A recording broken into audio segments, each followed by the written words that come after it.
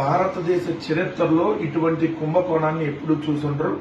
నిజంగా ఆంధ్రప్రదేశ్ రాష్ట్ర చరిత్రలో కాదు, దేశ చరిత్రలోనే ఒక్క ఏడాదిలో 5,280 కోట్ల రూపాయల నకిలీ మద్యాన్ని తయారు చేసి అమ్మి కుంభకోణానికి పాల్పడటం ఈరోజు సంచలనం సృష్టిస్తా ఉంది. చంద్రబాబు నాయుడు గారి కూటమి ప్రభుత్వంలో ప్రభుత్వ పెద్దల అండలతో 5,280 కోట్ల రూపాయలని ఒక్క ఏడాది కాలంలో నకిలీ మద్యం ద్వారా దోచేసి ప్రజల ప్రాణాలను గుల్ల చేసినటువంటి సంఘటన చూస్తే విస్తుపోయేటటువంటి నిజాలు బయటకు వస్తా ఉన్నాయి. అన్నమయ్య జిల్లా తంబాలపల్లి నియోజకవర్గం మొలకల చెరువులో మొన్న పట్టుబడినటువంటి మద్యం వెనకాల ఈ రాష్ట్ర వ్యాప్తంగా జరుగుతున్నటువంటి మద్యం మూలాలు బయటకు వచ్చినాయి అని చెప్పాలి. ఒక రోజుకి 20,000 బాటిల్స్ తయారు చేసి సప్లై చేసేటటువంటి సామర్థ్యం ఉన్నటువంటి అతిపెద్ద ప్లాంట్ నకిలీ మద్యం. అది కూడా రోజుకి 20,000 క్వార్టర్ బాటిల్, అంటే ఒక 180 ml అంటే క్వార్టర్ బాటిల్ అంటాం. రోజుకి 20,000 బాటిల్ తయారు చేసి ఏదైతే బిల్ట్ షాపులకి మద్యం షాపులకి సప్లై చేస్తా ఉన్నారు.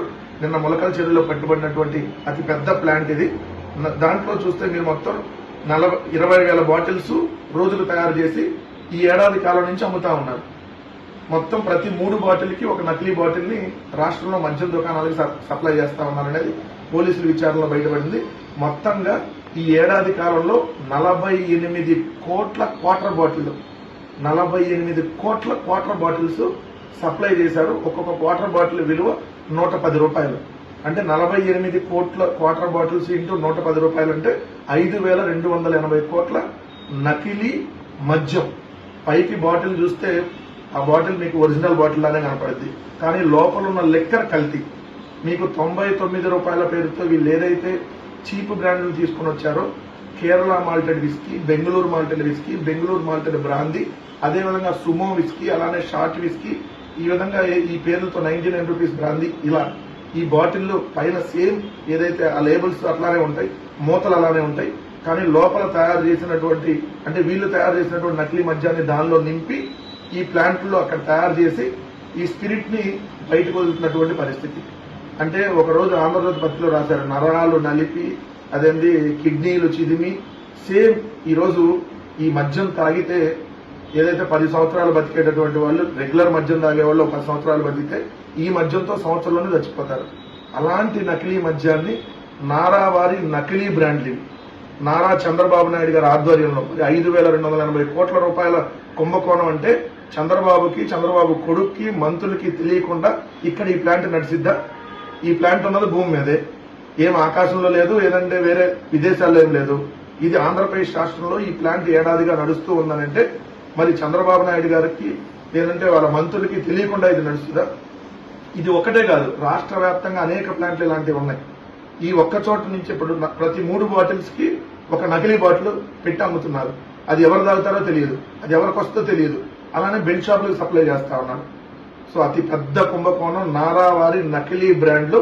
ఇది నారా చంద్రబాబు నాయుడు గారు ఖచ్చితంగా దీనికి దోషి. ఈ ప్రభుత్వంలో ఉన్నటువంటి పెద్దలే దోషులు. దీని మీద సిబిఐ ఎంక్వైరీ జరగాలి. ఒక్క ఏడాదిలో 5,280 కోట్లు అంటే దాదాపు 5,300 కోట్ల నకిలీ మద్యాన్ని సప్లై చేశారంటే అసలు వీళ్ళు మనుషులేనా? మనుషుల ప్రాణాలు తీయడానికి డబ్బుల కోసం ఎట్లాంటి పనైనా చేస్తారనడానికి ఇది నిదర్శనం కాదా? వీళ్ళు తీసుకొచ్చినాయే చెత్త బ్రాండ్లు, అవే నకిలీ బ్రాండ్లు. మళ్ళీ ఆ నకిలీ బ్రాండ్ల పేరుతోనే మళ్ళీ ఇంకా నకిలీ మద్యాన్ని ఇక్కడ తయారు చేసి అమ్ముతున్నారు అంటే ఆంధ్రప్రదేశ్ రాష్ట్ర ప్రజలారా తస్మాత్ జాగ్రత్త. మీరు తాగేటటువంటి మద్యం విషం కంటే ప్రమాదకరం. మీరు తాగేటటువంటి మద్యం తాగితే తొందరగా చచ్చిపోతారు. ఇప్పుడు ఆంధ్రప్రదేశ్ లో అమ్ముతున్నటువంటి మద్యం తాగితే దయచేసి మద్యం తాగద్దు, మద్యం ఆరోగ్యానికి హానికరం. నకిలీ నారా చంద్రబాబు నాయుడు.